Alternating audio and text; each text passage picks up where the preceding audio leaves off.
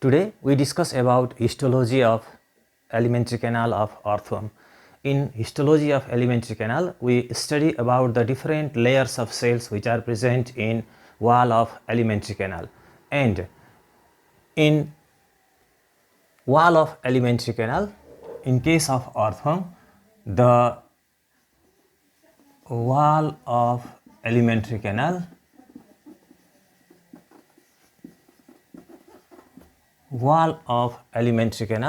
consists of 4 layers. So, histologically, alimentary canal consists of 4 layers, and the 4 layers are peritoneum, muscles, enteric epithelium,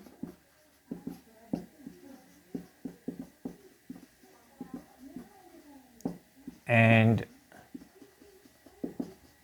cuticle. So, these 4 are the different layers which are present in wall of alimentary canal. The different 4 layers are: outermost layer is peritoneum, inner to peritoneum there is presence of muscles, and inner to muscles there is presence of enteric epithelium. This enteric epithelium is the innermost layer in most part of alimentary canal except the 2 parts. In 2 parts the innermost layer is cuticle, and the 2 parts where the innermost layer is cuticle, that 2 parts are buccal chamber. And let's read about them in detail. At first we read about peritoneum.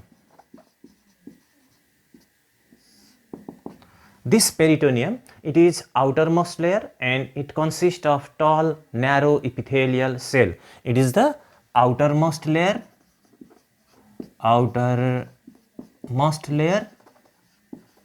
and consists of tall narrow epithelial cells. Let's make it.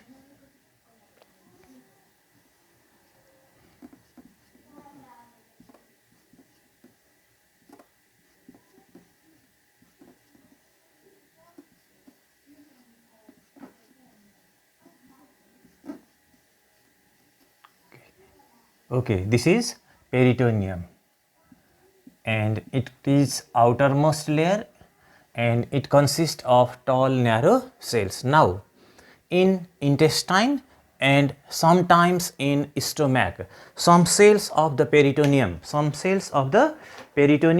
in intestine and sometimes also in stomach, they contain yellow colored granules. Some cells contain yellow colored granules, and these cells which are with yellow colored granules, these cells are called as CHLORAGEN cell. Some cells of peritoneum which are in intestine and sometimes also in stomach, they contain yellow granules, and these cells are called as yellow cells, or they are also called as CHLORAGEN cells. So, the CHLORAGEN cells refers to those cells which are with yellow refractile granules in them. In intestine and sometimes in stomach. In intestine and sometimes in stomach. Some cells of peritoneum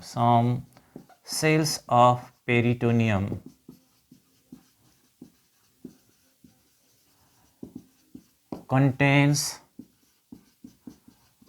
yellow granules, and these cells are called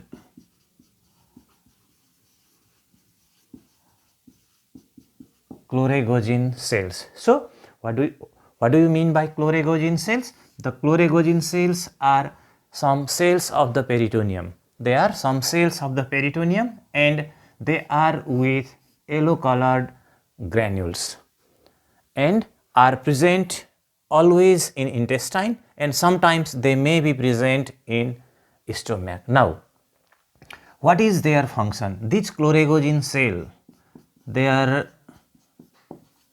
functions. The function of these chloragene cells are, they are responsible for the storage of reserve food. They store reserve food and they are responsible for deamination. The deamination means process of removal of amino group from the amino acids, and are also responsible for the formation of urea, and they also help in excretion. So their functions is, they are responsible for storage of reserve food. They are responsible for storage of reserve food. They are responsible for deamination. They are responsible for the formation of urea and are also responsible for excretion. So these functions, storage of reserve food, deamination, formation of urea, and to help in excretion, are is like as the function of liver in higher organisms. So these chloragene cells are compared with liver of higher organisms. They are compared with liver of higher organisms, or we can say that are analogous to liver. They are analogous to liver. Okay, this is about the chloragene cells. So what we have studied in peritoneum, this peritoneum, it is outermost layer and it consists of tall narrow epithelial cells. It consists of tall narrow epithelial cells and some cells of peritoneum, in the region of intestine and sometimes in the region of stomach. Some cells contain yellow colored granules, and the cells of peritoneum which are with yellow granules, they are called as chloragene cell. They are called as chloragene cells, and these chloragene cells, they are responsible for storage of reserve food, responsible for deamination, for the formation of urea, and for excretion. They also help in the excretion. So they are as like as liver of higher organisms, and what we say the chloragene cells are analogous to the liver. Which cells are analogous to the liver? The answer is chloragene cells. Okay, now the next layer is muscles. Now we read about muscles.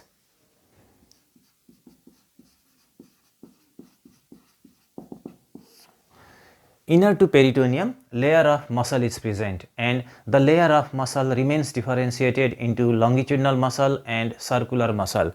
Here in alimentary canal, the longitudinal muscle forms the outer layer. And the longitudinal muscle is present in parallel blocks. Longitudinal muscle forms outer layer and is present in parallel blocks, and inner to the longitudinal muscle, layer of circular muscle is present. Inner to the longitudinal muscle, layer of circular muscle is present. This is the layer of the circular muscle. So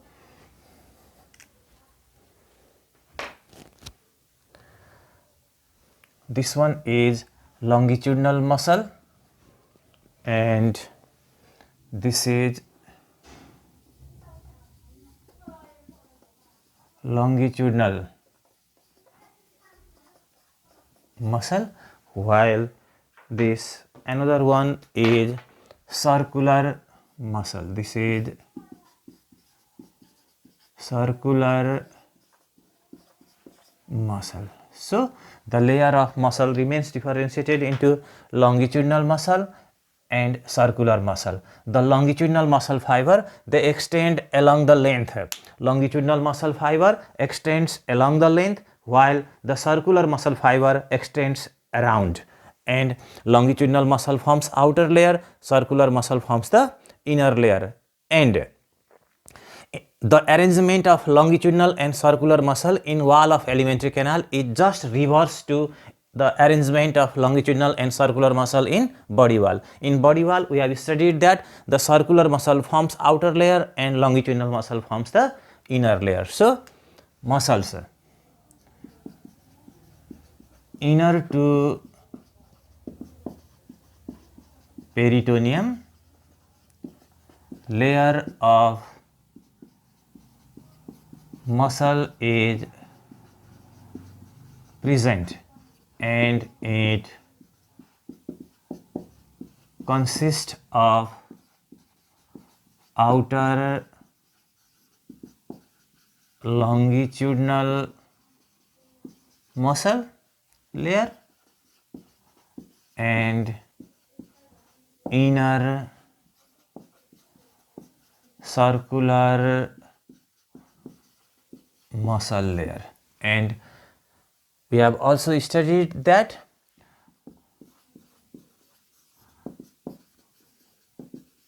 longitudinal muscle, the longitudinal muscle forms outer layer and extends along the length. And one more thing is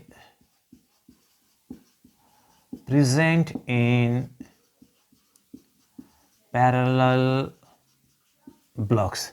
Is present in parallel blocks. So, in longitudinal muscle, it forms the outer layer and extends along the length and is present in parallel blocks. Now, the circular muscle, the circular muscle forms inner layer and extends around. Circular muscle extends around. And now, to remember, here it is easier to remember as the name of longitudinal muscle and circular muscle, it suggests where they are present. The longitudinal muscle, L for longitudinal and O means outer. In circular muscle, C for circular and I is for inner. So, LOCI, loci, it helps us to remember the name. L for longitudinal, O for outer, which is from the longitudinal muscle, and this CI, it is from circular muscle. The C stands for circular, I stands for inner. So, LOCI, by this mnemonic we can remember the location of longitudinal and circular muscle. Now, more about the muscles. The layer of muscle is well developed in buccal chamber, pharynx, esophagus and gizzard. The layer of muscle is well developed in buccal chamber, pharynx, esophagus and gizzard, while it is ill developed or poorly developed in intestine and is normal in stomach. Layer of muscle, layer of muscle is well developed layer of muscle is well developed in buccal chamber, pharynx,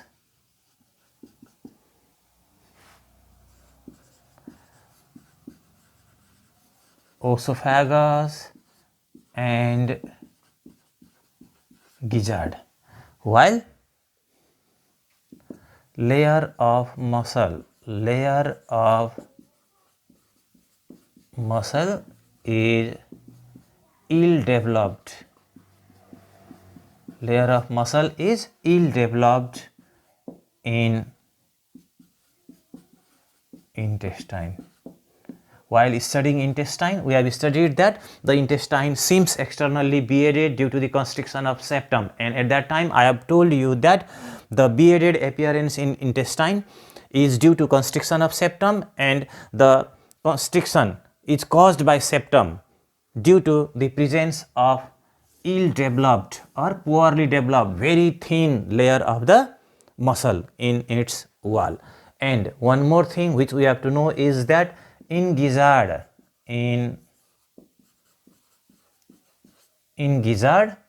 only circular muscle is present. The longitudinal muscle is absent. So this is about the muscles. What we have studied, the layer of muscle is present inner to the peritoneum. The layer of muscle is present, and the layer of muscle remains differentiated into longitudinal muscle and circular muscle. The longitudinal muscle extends along the length, while circular muscle extends around, and the longitudinal muscle forms outer layer and is present in the form of parallel blocks, while the circular muscle forms the inner layer. And the layer of muscle is well developed in buccal chamber. That means the layer of muscle is thick and well developed in buccal chamber, pharynx, esophagus and gizzard, while it is poorly developed or ill developed in intestine. And in gizzard only circular muscles are present. The longitudinal muscle is absent, and we have to know that the muscles are unstriped or involuntary. Muscle is unstriped or involuntary. So this is about the muscles. Now inner to muscle there is presence of enteric epithelium. Now we read about the enteric epithelium. Now we read about enteric epithelium. Enteric epithelium. The enteric epithelium is innermost layer in most part of the alimentary canal except buccal chamber and gizzard. In all other parts, that means in pharynx, esophagus, stomach and intestine, it is the innermost layer. Enteric epithelium is innermost layer in most parts of alimentary canal. Is innermost layer in most parts of alimentary canal except buccal chamber and gizzard. Except buccal chamber and gizzard, in all other parts the enteric epithelium is the innermost layer. And this enteric epithelium, it consists of single layer of columnar epithelial cell. The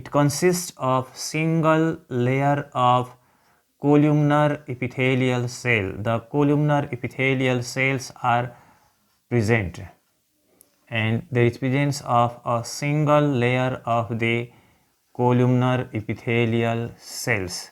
So this is the innermost layer which consists of columnar epithelial cells in a layer, and it consists of single layer of columnar epithelial cell. So it consists of single layer of columnar epithelial cell.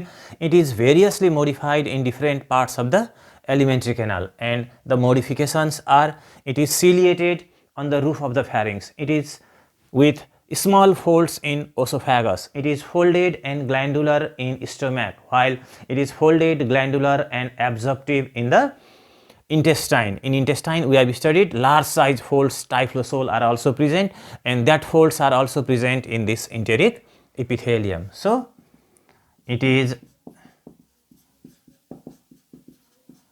ciliated on the roof of pharynx. This enteric epithelium is ciliated on the roof of the pharynx. In the same way, it is folded in esophagus. It is folded in esophagus. In the same way, it is folded, glandular and absorptive in intestine. These are the modifications of enteric epithelium in different parts of the alimentary canal. In the same way, we have not written about the stomach. It is folded and glandular in stomach. It is folded and glandular in stomach. So now this is about the enteric epithelium. It is innermost layer and it consists of single layer of columnar epithelial cell. It consists of single layer of columnar epithelial cells. It is ciliated on the roof of pharynx. The enteric epithelium is ciliated on the roof of pharynx. It is folded in esophagus. It is folded in esophagus.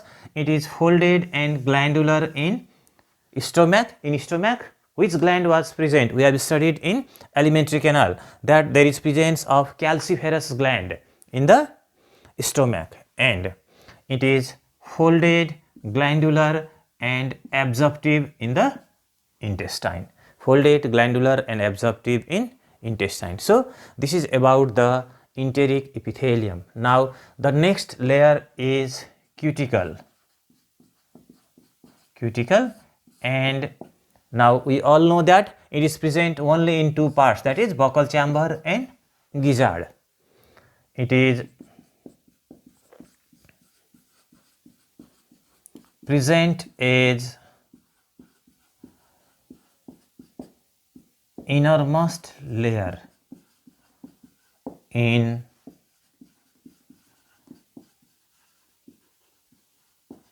buccal chamber and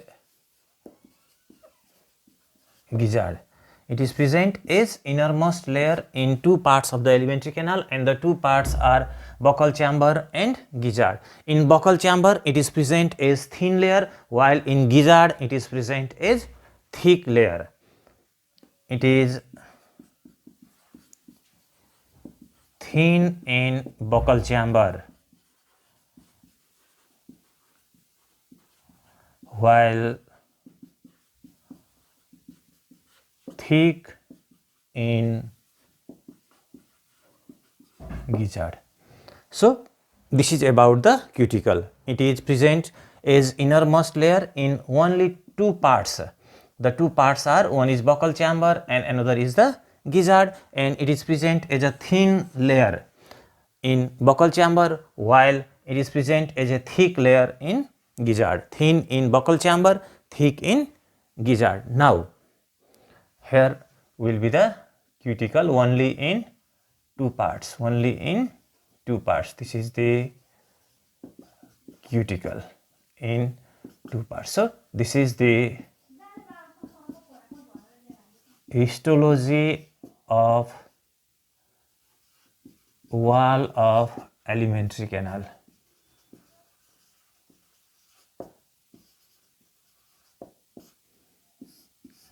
Histology of wall of alimentary canal. So what we have studied, histologically alimentary canal consists of 4 different layers. The 4 different layers are from outside to inside. Outermost layer is peritoneum, inner to that there is presence of muscles, and inner to muscles there is presence of enteric epithelium, and the innermost layer is cuticle. However, the cuticle is present only in 2 parts, and the 2 parts are, one is buccal chamber, another is the gizzard. So this is about the histology of alimentary canal.